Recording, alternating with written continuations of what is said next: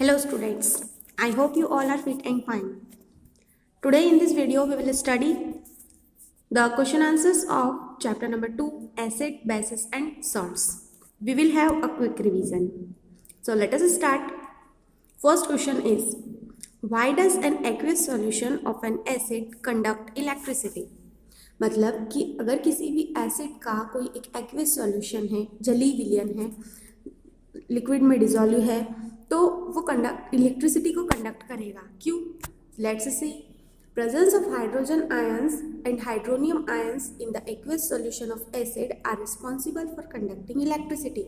मतलब जब भी कोई एसिड किसी भी सॉल्यूशन में डिजोल्व होता है तो उसके अंदर आयंस जनरेट होते हैं जो कि हाइड्रोजन आयंस होंगे और हाइड्रोनियम आयंस होंगे.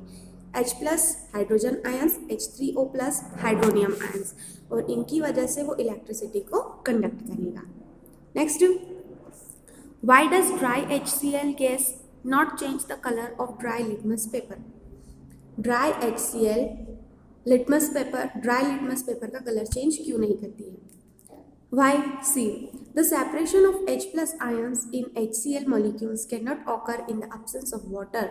मतलब कि पानी की absence में H plus ions रिलीज नहीं होंगे.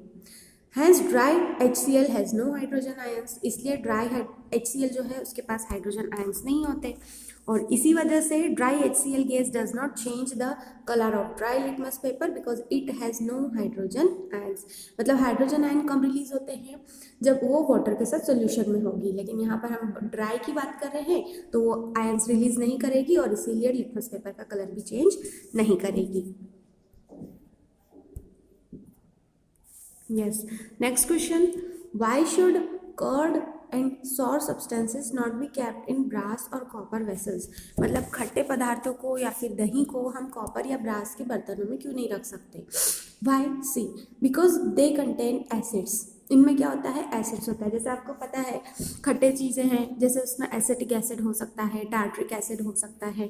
कर्ड, दही में आपको पता है जैसे लैक्टिक एसिड होता है. तो ये कैसे होता है? एसिडिक होते हैं, और जब भी उन्हें किसी ब्रास या कॉपर के वेसल्स में रखा जाता है तो the metal react with the acid, है ना. मतलब जो मेटल है वो इस कर्ड या सॉर सब्सटेंस में एसिड जो प्रेजेंट होता है उसके साथ रिएक्ट करने लगता है और हाइड्रोजन गैस और कुछ हार्मफुल प्रोडक्ट्स को रिलीज करता है, जिसकी वजह से हमारा फूड स्पॉइल हो जाता है. इसलिए हम क्या करते हैं कि कोई भी खट्टा पदार्थ या फिर दही को हम कॉपर या ब्रास के बर्तनों में नहीं रख सकते. Next is, why do HCl, HNO3 show acidic characters in aqueous solution while solution of compounds like alcohol and glucose do not show? मतलब अल्कोहल और ग्लूकोज एसिडिक बिहेवियर नहीं शो करते हैं, लेकिन वाटर के साथ HCl और HNO3 एसिडिक बिहेवियर शो करते हैं. क्यों करते हैं देखें हम. क्योंकि HCl and HNO3 are mixed with water that dissolve in water to form H plus और H3O plus ions. हमने देखा कि अगर हम इनको HCl को और HNO3 को वाटर में डिजोल्व करेंगे तो वो हाइड्रोनियम आयंस और हाइड्रोजन आयंस रिलीज करेंगे, और इसी वजह से वो एसिडिक कैरेक्टर को शो करते हैं. देखें यहाँ, जैसे HCl क्या बन जाएगा? H प्लस और Cl minus, H plus plus H2O, H3O plus. इस तरह से ये हाइड्रोनियम आयंस रिलीज करते हैं और एसिडिक बिहेवियर को शो करते हैं. जबकि अगर हम अल्कोहल या ग्लूकोज को वाटर में मिक्स करेंगे तो वो डिजोल्व होकर आयंस फॉर्म नहीं करते और इसीलिए एसिडिक बिहेवियर भी शो नहीं करते हैं. Next, under what soil condition do you think a farmer would treat the soil of his fields with quick lime और स्लैग्ड लाइम? मतलब कि कौन सी ऐसी कंडीशंस होगी सॉइल की जब कोई फार्मर उस सॉइल को क्विक लाइम मतलब कैल्शियम ऑक्साइड या फिर स्लैग्ड लाइम मतलब कैल्शियम हाइड्रोक्साइड से ट्रीट करेगा. देखें हम, if the soil is acidic और इम्प्रॉपर फॉर कल्टीवेशन, मतलब क्या होगा कि अगर सॉइल एसिडिक है, मतलब मिट्टी की क्वालिटी जो है वो अम्लीय हो गई है, तो हमें क्या करना पड़ेगा? बेसिसिटी को इंक्रीज करना पड़ेगा. जब एसिड्स और बेसिस का बैलेंस होता है तभी सॉइल प्रॉपर फर्टिलिटी देगी. तो यहाँ पर क्या बता रहे हैं कि अगर सॉइल कैसी हो गई है? एसिडिक हो गई है, तो फार्मर को उसकी बेसिसिटी को बढ़ाना पड़ेगा, और इसलिए वो क्या करेगा? कैल्शियम हाइड्रोक्साइड या फिर क्विक लाइम से ट्रीट करेगा, क्योंकि calcium hydroxide is basic in nature Hence, it will be used to neutralize the acidic nature of soil as the reaction of acid and base is neutralization reaction. आपको पता है कि जब भी कोई एसिड और बेस रिएक्ट करते हैं तो वो क्या हो जाती है, रिएक्शन न्यूट्रलाइज हो जाती है. तो अगर फार्मर की फील्ड कैसी हो गई है, सॉइल एसिडिक हो गई है, तो वो बेस को ऐड करना पड़ेगा, तब जाके उसकी सॉइल न्यूट्रलाइज होगी और वो प्रॉपर फर्टिलिटी दे पाएगी. इसी तरह से अगर आपके पास ऐसा क्वेश्चन आ जाता है कि अगर किसी फार्मर की सॉइल का नेचर बेसिक हो गया है तो उसमें एसिड मिक्स करेगा, तब जाके सॉइल न्यूट्रल होगी और फर्टाइल बन जाएगी. See the next, why does distilled water not conduct electricity whereas rain water does. मतलब कि आप अगर कंपेयर करें डिस्टिल्ड वाटर को और रेन वाटर को, तो रेन वाटर जो है वो इलेक्ट्रिसिटी को कंडक्ट करता है लेकिन डिस्टिल्ड वाटर नहीं करता. क्यों नहीं करता, देखें. क्योंकि it can not conduct electricity because it does not contain ions. मतलब कि डिस्टिल्ड वाटर के अंदर आयंस नहीं होते. while rain water conducts electricity as it contains ions due to presence of dissolved salts in it. मतलब कि distilled water के अंदर आयंस प्रेजेंट नहीं होते, लेकिन रेन वाटर के अंदर जो सॉल्ट्स की वजह से आयंस प्रेजेंट होते हैं, इसलिए वो इलेक्ट्रिसिटी को कंडक्ट करता है. Next, why do acids not show acidic behaviour in the absence of water. Water की एब्सेंस में एसिड्स अपना बिहेवियर क्यों नहीं शो करते, क्यों? क्योंकि अगर वाटर प्रेजेंट है तो आयंस रिलीज होंगे, और अगर वाटर एब्सेंट है तो आयंस रिलीज नहीं होंगे, इसलिए वो अपना नेचर भी शो नहीं करेंगे. See the next, fresh milk has a pH 6. मतलब कि फ्रेश मिल्क का pH कितना होता है, 6 होता है. How do you think the pH will change as it turns into curd. आपको पता है कि मिल्क कर्ड में कैसे कन्वर्ट होता है, पता है आपको. मतलब मिल्क के अंदर हमें कुछ ना कुछ एसिडिक सब्सटेंस मिलाना पड़ता है, तब जाके वो ओवरनाइट पूरी रात में किसमें, कर्ड में कन्वर्ट हो जाता है. इट मीन्स कि उसके अंदर लैक्टिक एसिड डेवलप हो जाता है. अभी आप यहाँ पर क्या पूछ रहे हैं कि फ्रेश मिल्क का pH 6 होता है ना, कि तो क्या आपको लगता है कि कर्ड का pH चेंज होगा.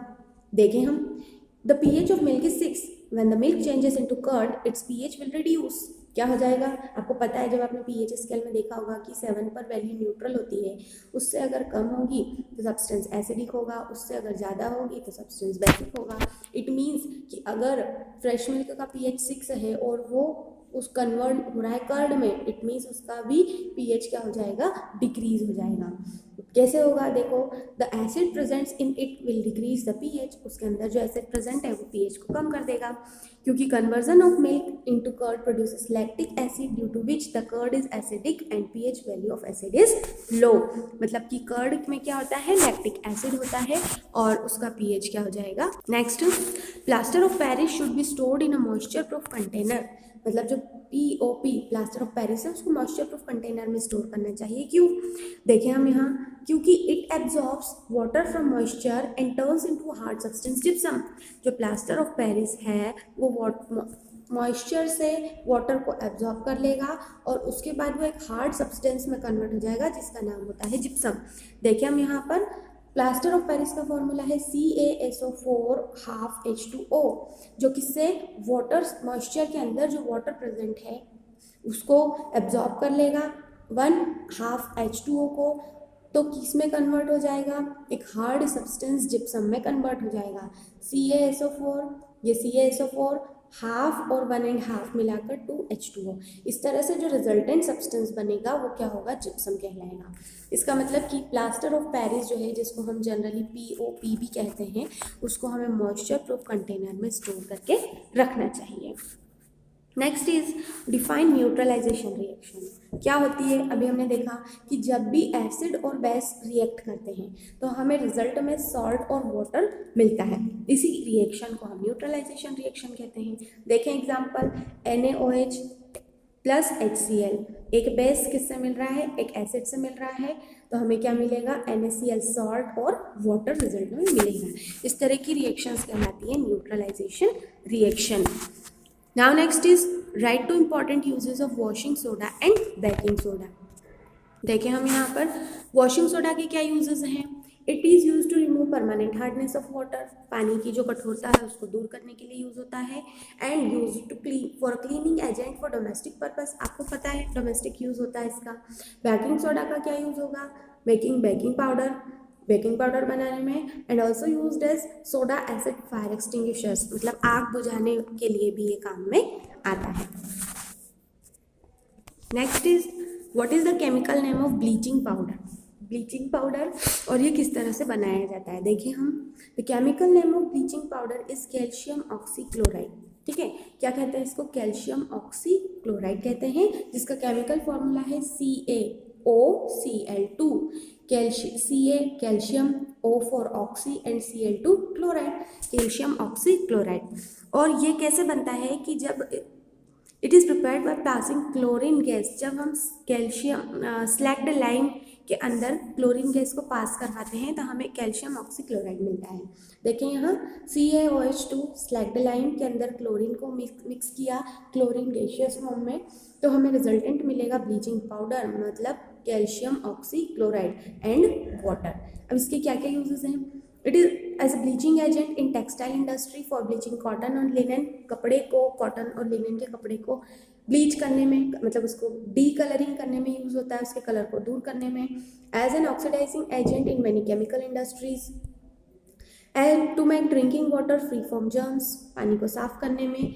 And paper industry for bleaching wood pulp, मतलब कि पेपर इंडस्ट्रीज में भी इसका यूज होता है। Now see, here is the difference between acid and bases. देखें हम, acids are sour in taste, acids का टेस्ट खट्टा होता है, bases are bitter in taste. They change the color of blue litmus red. Acid blue litmus को red में change करते हैं और बेस रेड लिटमस को ब्लू में चेंज करते हैं।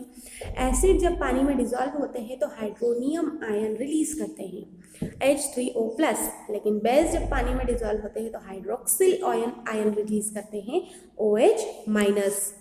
Then they react with metal to form hydrogen, acid जब मेटल से रिएक्ट करते हैं तो हाइड्रोजन बनता है, और बेसिस जब मेटल से रिएक्ट करते हैं तो सॉल्ट और हाइड्रोजन गैस रिलीज करते हैं। Next, they react with carbonates to form CO2, carbonates से रिएक्ट करेंगे तो CO2 बनेगी। बेसिस तो कार्बोनेट्स से जब रिएक्ट करते हैं तो CO2 फॉर्म नहीं करते हैं। Next, their solution contains H+ ions, मतलब सॉल्यूशन के अंदर क्या होगा, हाइड्रोनियम या फिर हाइड्रोजन आयंस होते हैं। और यहाँ पर देखा हमने कि ये अगर वाटर से रिलेट करते हैं तो हाइड्रोक्सिल OH- आयन रिलीज करते हैं। They react with bases to form salt and water, acid अगर बेस से रिएक्ट करेगा तो सॉल्ट और वाटर बनता है, हमने देखा था न्यूट्रलाइजेशन रिएक्शन में, example H2SO4। They react with acids to form salt and water, ये भी सॉल्ट एंड वाटर बनाते हैं, NaOH इसका एग्जाम्पल है। I hope you have understood. Thanks for watching the video.